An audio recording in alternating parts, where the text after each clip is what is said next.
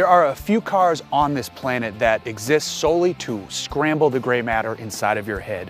One of those cars is the 2014 Nissan GT-R, and it might just be the most approachable of the entire group. Relatively speaking, at around $100,000, this car does things that cars costing far more can do, and it does it with a little 3.8-liter twin-turbo V6. When you look at the Nissan GT-R, most people do not see a pretty car. I love the look of it, but I like ugly cars. The thing is, this is function very much over form. Everything you see on this car is designed to make it the fastest and wonderfully handling and just push the air over the car. You've got these awesome ducts right here, the shape of the headlamps, these ridges in the lower fascia coming around to the side, the way the mirrors are shaped, the way the roof is shaped, this cut right here, this vent, they all add up to create a shape that is built with a purpose, not just to look however you think it might look, but to get the job done. This is one of the fastest cars on the planet, so it's shaped like this for a reason. It tunnels air back here, it sends it out back through the spoiler, it sends it back around past the car so that you can knife through it and keep on moving. That's what this car is all about, science hitting the road. Most of the time when we pop the hoods on these modern cars, everything here is hidden away. They don't want you fiddling with the engine. They don't want you to see it because it's pretty bland, pretty boring. That is so not the case with the 2014 Nissan GT-R. This is a 3.8-liter twin-turbo V6, and it is a beautiful work of art, hand-built by a gentleman whose name is here, and I cannot pronounce it, so I'm not going to try so I don't offend him, because he's built an amazing engine. It pushes out 545 horsepower and 463 pound-feet of torque, and it sends that power through a dual-clutch 6-speed automatic gearbox, which you can shift with the paddles, which we recommend to have the most fun with the car, but you can pop it in automatic and just cruise down the road. So it sends the power out through that gearbox, out to all four wheels. Most of the time though, it's sending them just to the back wheels because it can do torque split, it can bias where it's sending them, and you can watch where it's sending them because there's tons of computers inside.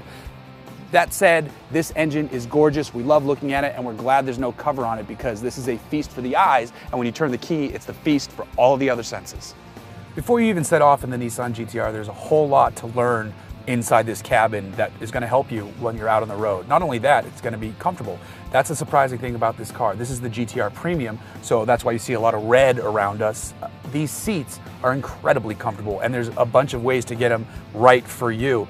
Now, once you're in here, once you're situated with the wheel where you want the mirrors and everything, then you can finally look at the center stack. It looks great with this carbon fiber material on it.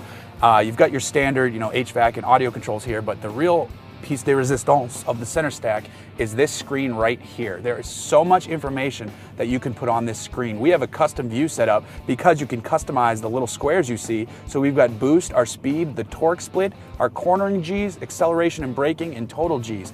Now we can cut that over and you can see acceleration, just more information where your pedal's at. You can do braking to see your brake pedal percentage, same with steering, your angle of input, your cornering G's. You can do gear position, fuel economy.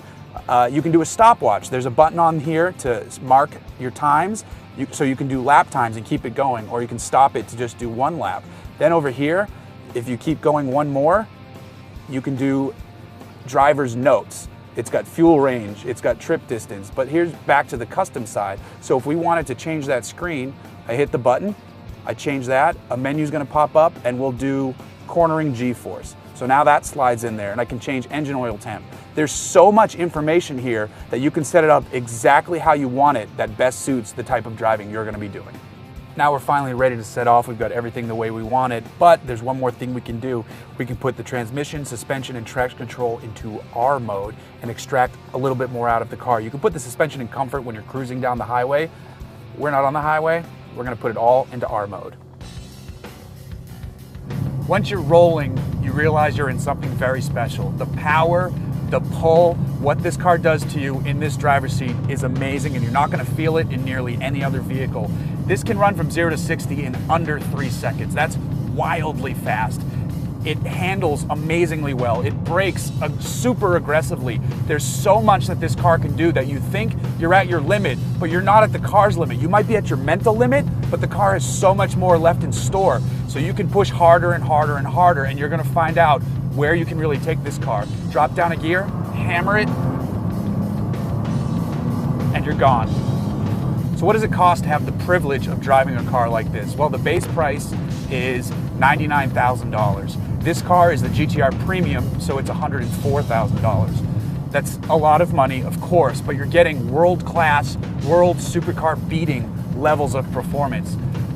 You know, Porsche 911s, move over. I'm coming through, I'm going faster. Even the Lamborghini Aventador we recently reviewed for Auto by Tel, this car can accelerate just as, if not more quickly.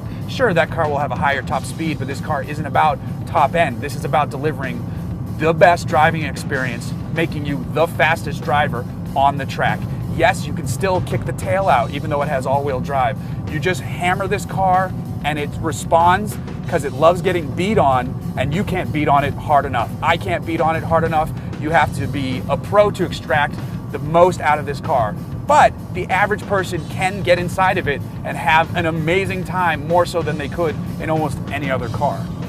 Some harp on the GTR, claiming that it has no soul. To those people, I say you've A, never driven it, or if you have driven it, B, you haven't driven it hard enough, because this thing can go faster than you can. This car does have a soul. You just have to sometimes dig a little bit deeper to find it. And that's all right, because what you're left with is one of the fastest cars on the planet. Not only that, it's one of the most approachable, relatively speaking, in terms of the power and speed and just driving experience that it delivers. If you want the most bang for your buck, period, it's the Nissan GTR.